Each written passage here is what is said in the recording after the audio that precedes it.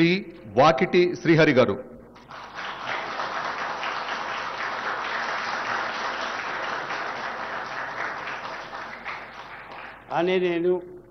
వాకిటి శ్రీహరి అనే నేను శాసనం ద్వారా నిర్మితమైన భారత రాజ్యాంగం పట్ల నిజమైన విశ్వాసం విధేయతను చూపుతానని, భారతదేశ సార్వభౌమాధికారాన్ని సమగ్రతను కాపాడుతానని, తెలంగాణ రాష్ట్ర మంత్రిగా నా కర్తవ్యాలని శ్రద్ధతో అంతఃకరణ శుద్ధితో నిర్వహిస్తానని, భయం గాని పక్షపాతం గాని రాగద్వేషాలు గాని లేకుండా రాజ్యాంగాన్ని శాసనాలను అనుసరించి ప్రజలందరికీ న్యాయం చేకూరుస్తానని దైవ సాక్షిగా మనస్ఫూర్తిగా ప్రమాణం చేస్తున్నాను.